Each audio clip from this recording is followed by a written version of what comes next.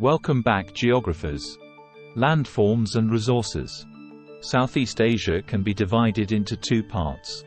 One is the mainland area.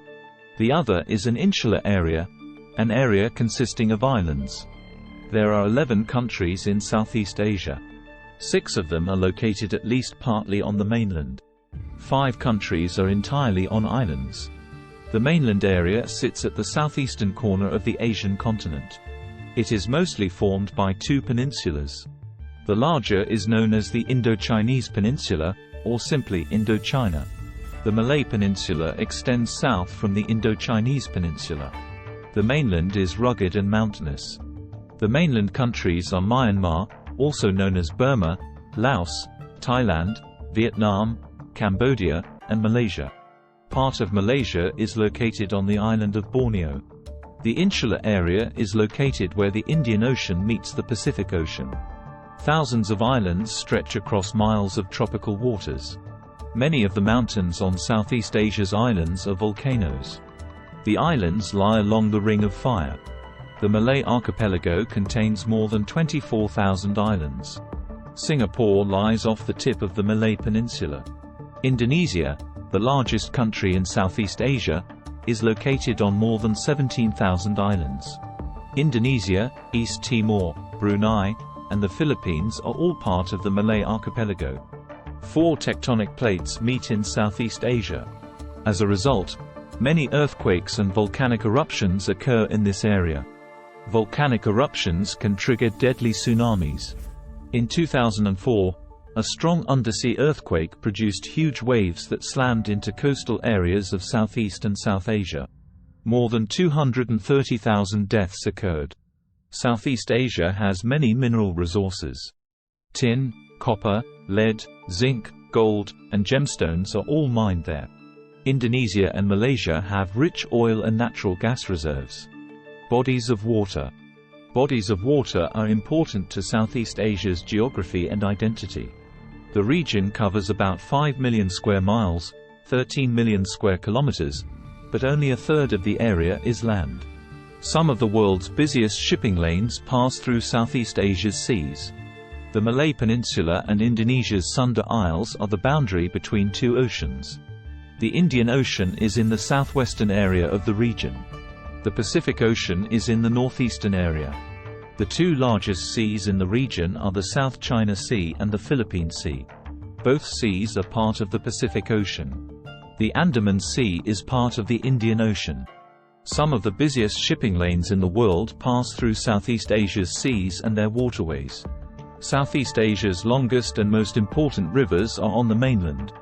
Most rain flows into one of 5 major rivers: the Irrawaddy, Salween, Chao Phraya, Mekong, and Red. Each river generally flows from the mountainous highlands in the north to the lowlands in the south. Then they empty into the sea. The Irrawaddy River flows almost straight south through Myanmar's center. It is central to transportation. The river's fertile delta is important for farming. It drains into the Andaman Sea. The Mekong River is Southeast Asia's longest river.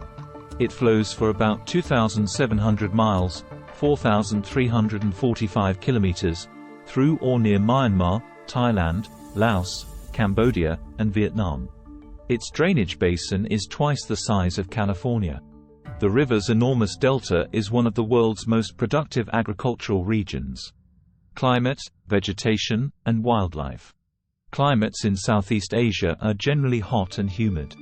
Much of the region receives more than 60 inches (152 centimeters) of rain each year.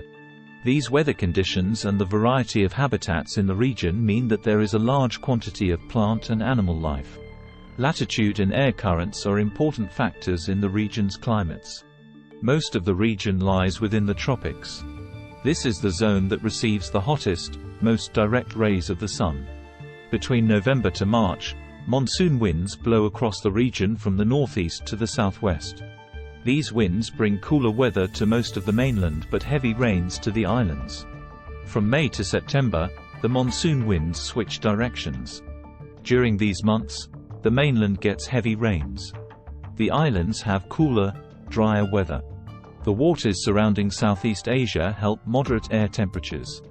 That means that the temperatures do not vary much. Elevation also affects weather conditions. Highland areas are generally cooler than the lowland areas. Weather in Southeast Asia can turn deadly. Tropical storms called typhoons form over the Pacific Ocean and sometimes make landfall. Winds can top 150 miles (241 kilometers) per hour. The winds and pouring rains can destroy homes and buildings. Flooding can wipe out crops and kill large numbers of people. Southeast Asia has a wide diversity of flora, or plant life. Much of the region is covered by tropical rainforests or forests of evergreen and deciduous trees. In coastal areas, forests of mangrove trees form a border between land and sea.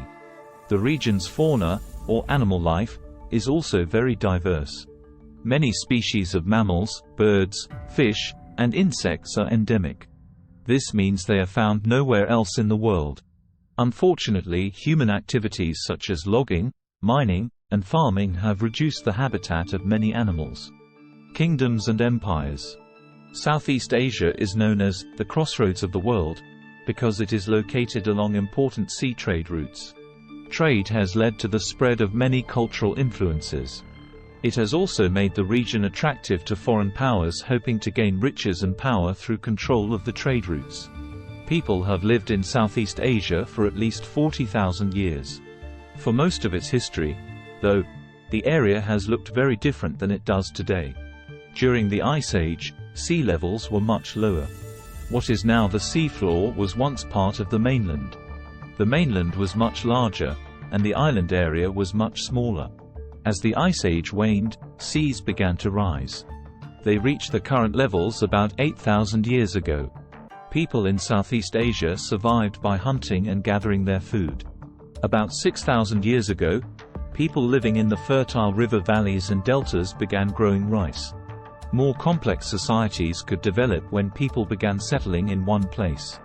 Eventually, early metalworking societies arose in Southeast Asia. These people produced bronze tools and weapons. The most famous of these cultures was the Dong Sun. This culture was centered in northern Vietnam. By the middle of the 100s BC, China and India had become powerful. China conquered the Red River Delta and made Vietnam part of the Han Empire. Vietnam remained under Chinese control for the next 1,000 years. Missionaries and traders from India traveled to Southeast Asia. These travelers spread India's culture and its religions, Hinduism and Buddhism, into Southeast Asia.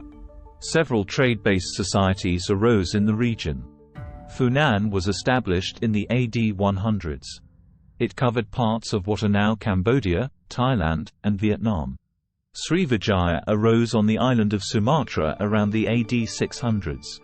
This kingdom controlled the Strait of Malacca, an important trade route connecting the Pacific and Indian Oceans. Agricultural societies arose where rice could be grown. The pagan kingdom sprang up in Myanmar's Irrawaddy Delta. Vietnamese society took root in the Red River Delta. The Khmer Empire was centered near a large lake in Cambodia. The Khmer Empire is known for architecture, especially the temple complexes Angkor Wat and Angkor Thom. These temples still stand and draw millions of visitors each year. Islam, the religion of Muslims, may have reached Southeast Asia as early as the AD 800s. It was brought by traders from the Middle East or Western India who traveled the sea route to China.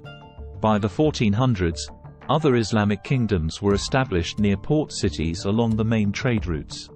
By the 1600s, Islam was the dominant religion across most of the Malay archipelago. The most important Islamic kingdom was located at the port of Malacca on the Malay Peninsula. Malacca grew into a powerful trading empire. Its sultans, or kings, ruled over most of the peninsula and the island of Sumatra. Western colonization. From ancient times through the Middle Ages, Chinese, Indian, and Arab traders brought precious spices to Europeans. Spices were used to flavor food, to preserve meat, and to make perfumes and medicines. Spices were in high demand but supplies were limited. This meant that traders could charge high prices. Some spices were worth more than gold. European rulers decided they wanted to gain control of this profitable trade. During the Age of Discovery, European explorers made long sea voyages, looking for spices, as well as other riches such as gold and silver. They also wanted to spread Christianity and map the world. In the early 1500s, Portuguese sailors discovered a way to reach India and Southeast Asia. They found they could reach these areas by sailing around the southern tip of Africa. In 1511 the Portuguese conquered Malacca. They discovered the Moluccas and the Banda Islands where cloves, nutmeg, and mace were grown. These islands became known as the Spice Islands. The wealth generated by spices made Portugal rich. Other European powers also tried to make money from the spice trade. The explorer Ferdinand Magellan led 5 Spanish ships that reached the Philippines by sailing across the Pacific Ocean from Mexico. Soon the Philippines became a Spanish colony. By the middle of the 1600s, the Dutch had found a new route to the Spice Islands. They replaced the Portuguese as the area's main trading power. In the 1800s and early 1900s, European countries gained control over other parts of Southeast Asia. Burma and Malaysia became colonies of Great Britain. Vietnam, Laos, and Cambodia became colonies of France. Europeans looked for more ways to make money in Southeast Asia. They built mines and factories. They established plantations, or large farms on which a single crop is grown for export. Crops grown on plantations included tea, coffee, tobacco, and rubber trees.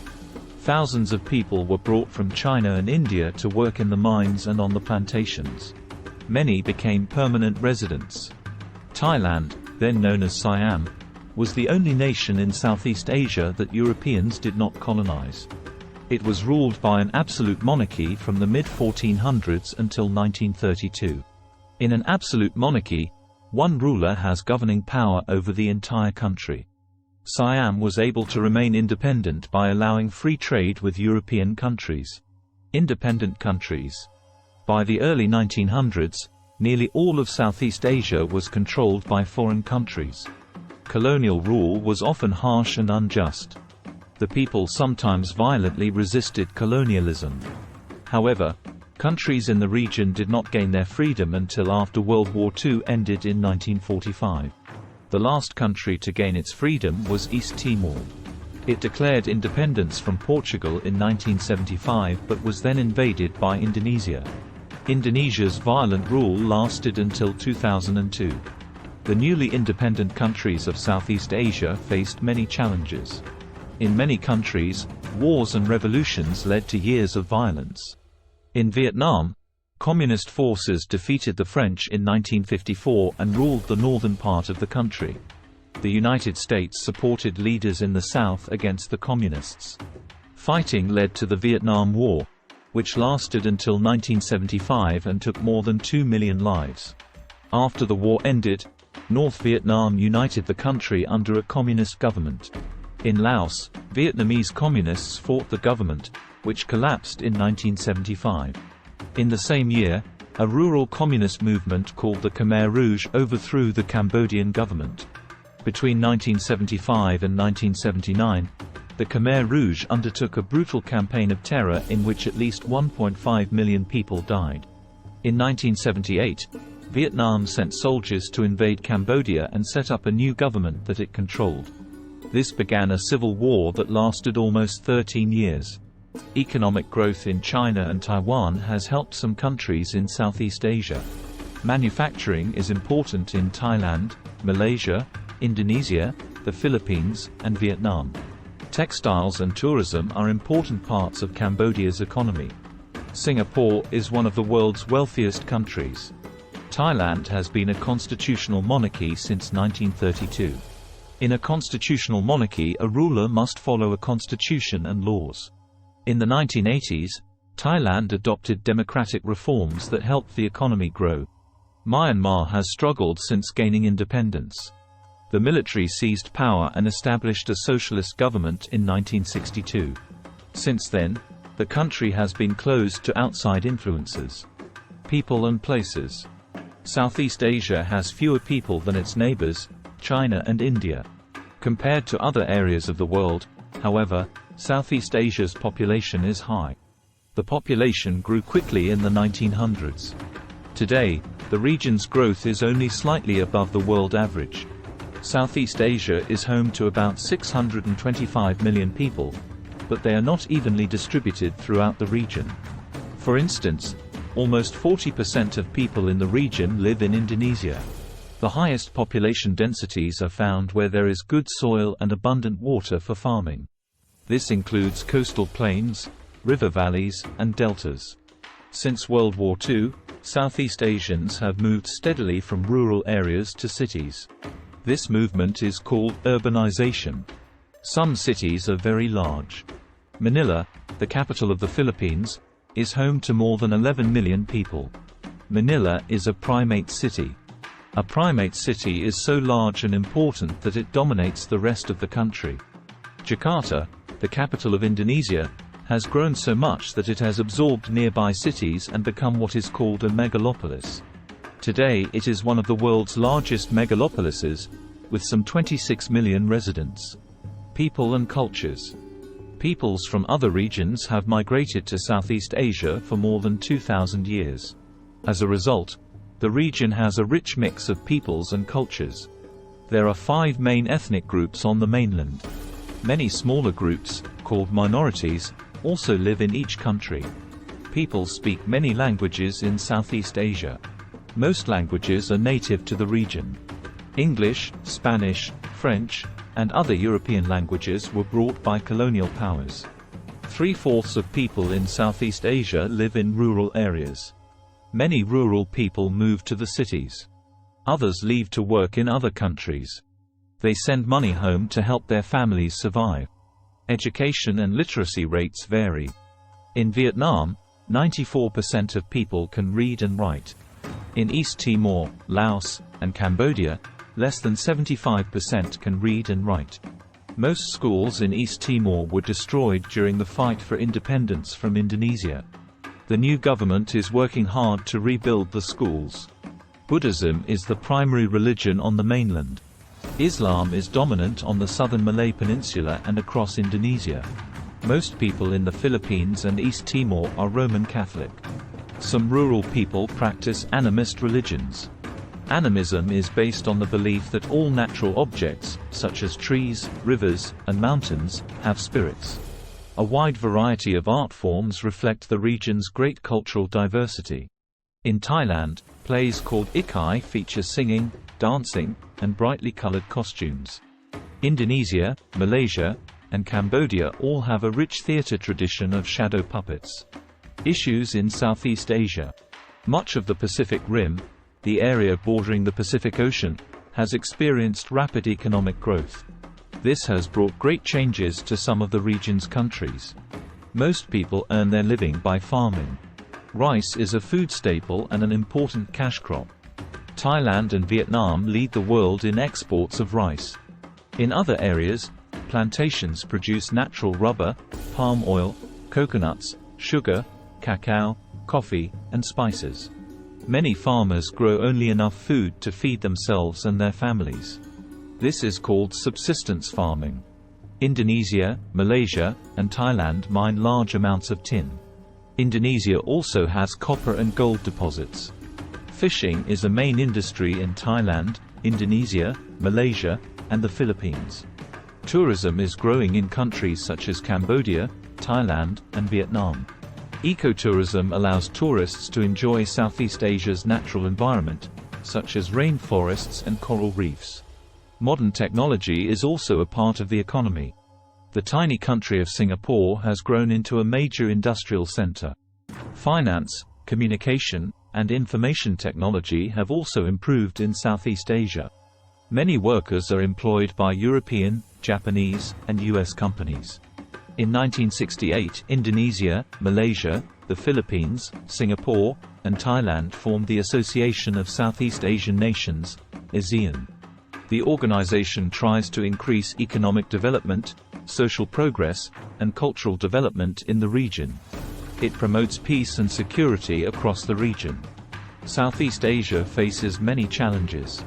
Cambodia, Laos, Myanmar, and Vietnam are among the poorest countries in the world. In many countries, The gap between the rich and poor is getting bigger. The rapid growth of cities like Manila and Jakarta has led to overcrowding and water shortages. The environment has also suffered. Tin mining has created wastelands in some areas. Tropical forests are disappearing due to commercial logging and farming. Dams along the Mekong River generate electricity but also harm the fishing industry. Vietnam, the Philippines, and Malaysia are arguing over claims to oil and natural gas reserves in the South China Sea. In some areas, economic and social progress has been slowed by political problems. This is particularly true in Myanmar. The country became isolated from the rest of the world after the military took over the government in 1962. The brutal government refused to allow democratic elections or political protest. In 2011, Myanmar began to allow more freedoms. In 2012, the United States re-established diplomatic ties with the country.